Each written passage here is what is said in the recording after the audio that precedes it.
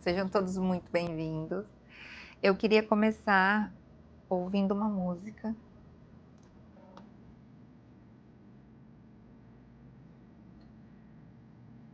Eu gosto muito de música.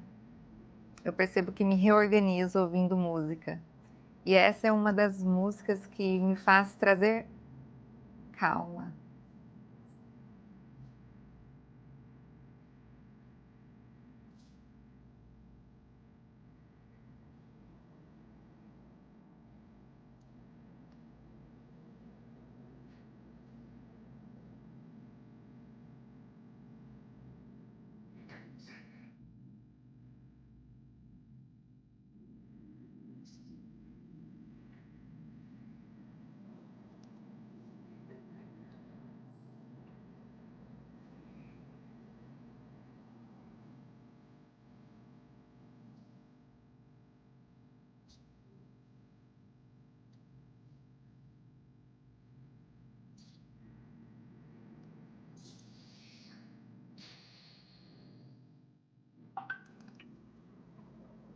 Paciência.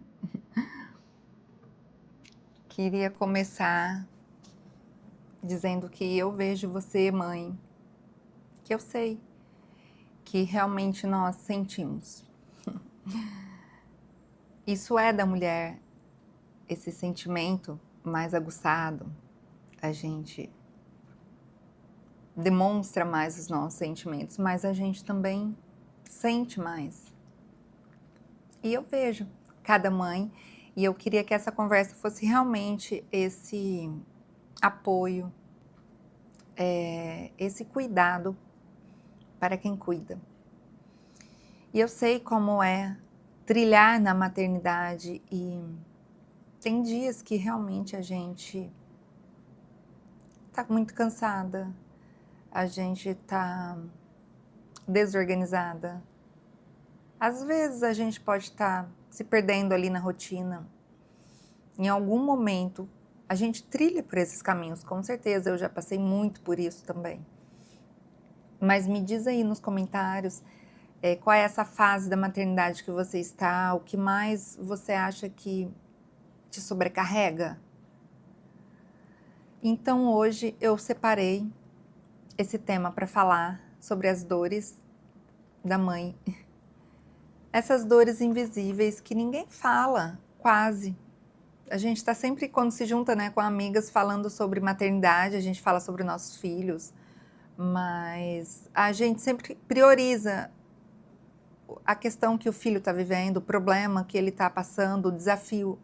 A gente acaba esquecendo da gente, a gente esquece que vamos acumulando certas dores, certos comportamentos. E o grande problema disso é que quando vai acumulando muito e a gente não descarrega, a gente não fala sobre, a gente não lida sobre aquela sensação, ela pode virar outras coisas. Então, eu separei aqui 3 dores invisíveis, que são as mais principais, que com certeza toda mãe passa por isso. Às vezes passa por uma mais, outra menos, mas são dores presentes na maternidade.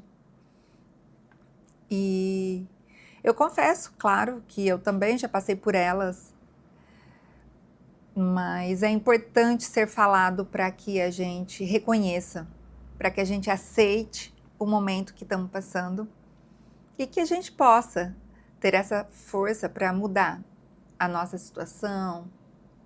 E aí, então, quando estou conversando com outras mães, eu escuto muito elas falarem que elas choram bastante.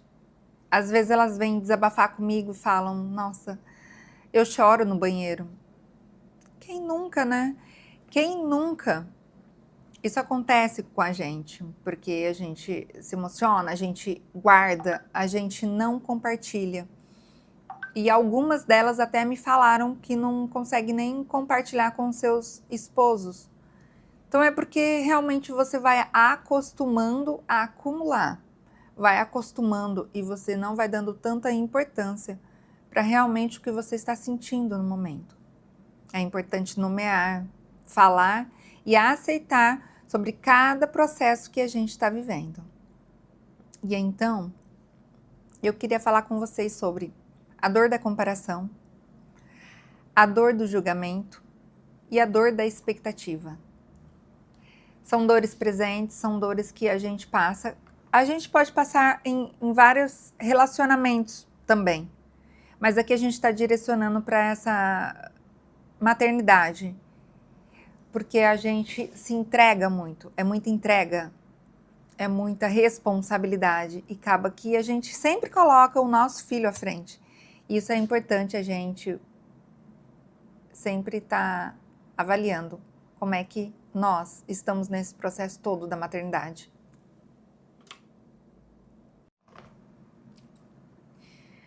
A dor da comparação. Eu já falei em alguns momentos sobre isso, mas aqui a gente pode falar um pouquinho mais.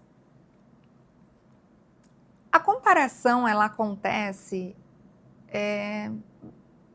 meio inconsciente, a gente olha.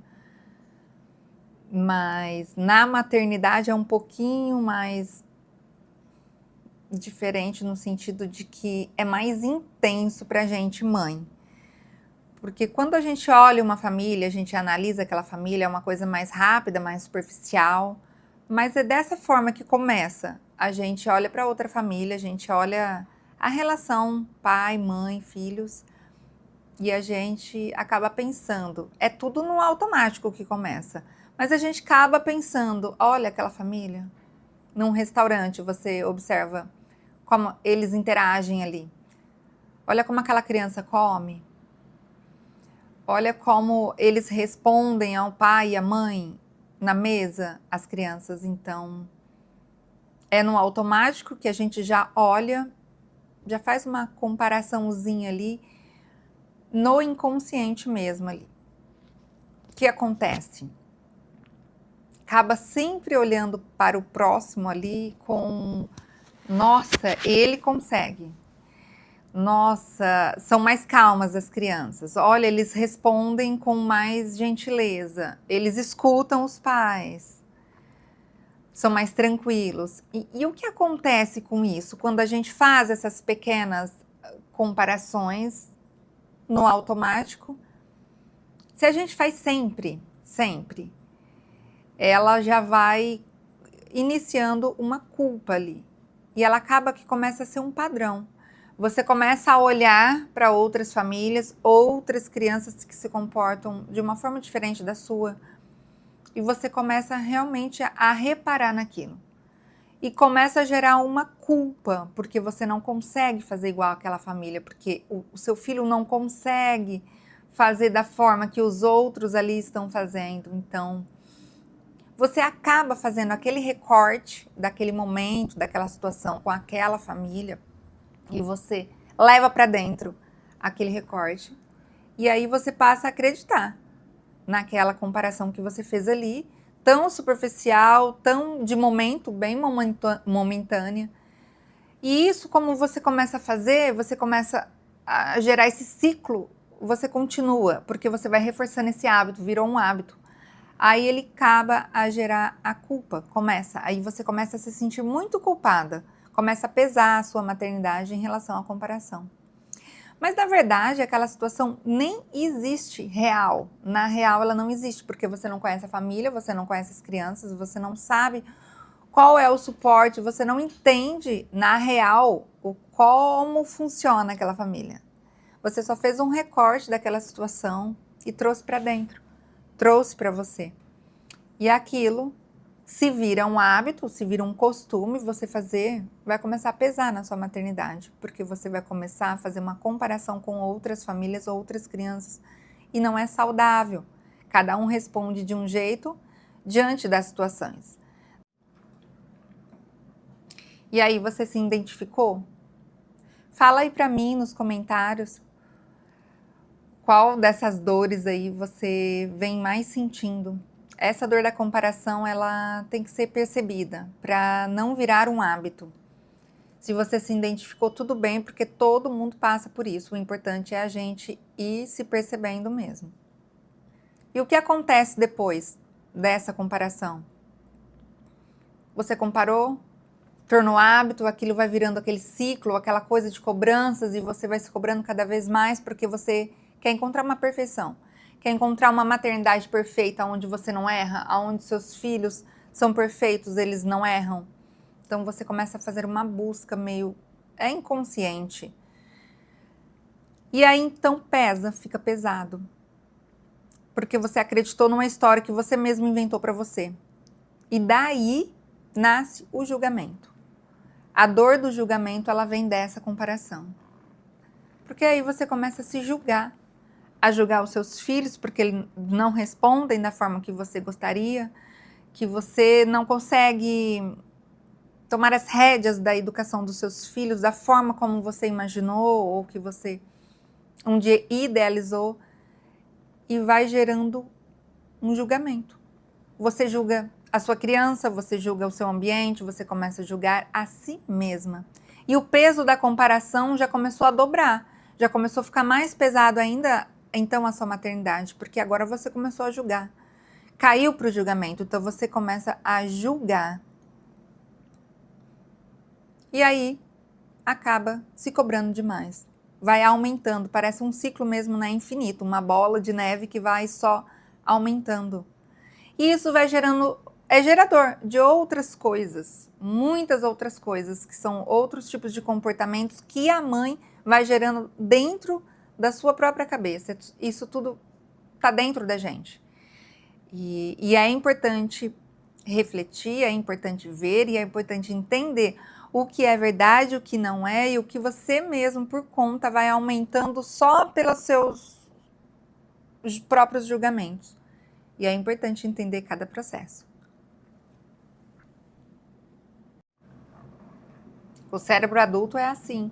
Ele cria explicações rápidas para o comportamento do outro, porque ele não gosta, ele não quer gastar energia, ele não quer se esforçar, é sempre pelo mínimo esforço.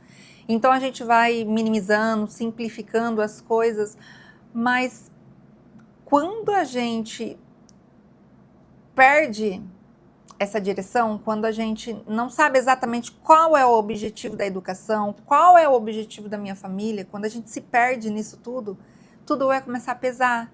Porque tá tudo bem, tanto faz qualquer caminho seguir, mas quem acaba sofrendo é a família, as crianças, porque acaba pesando para todo mundo.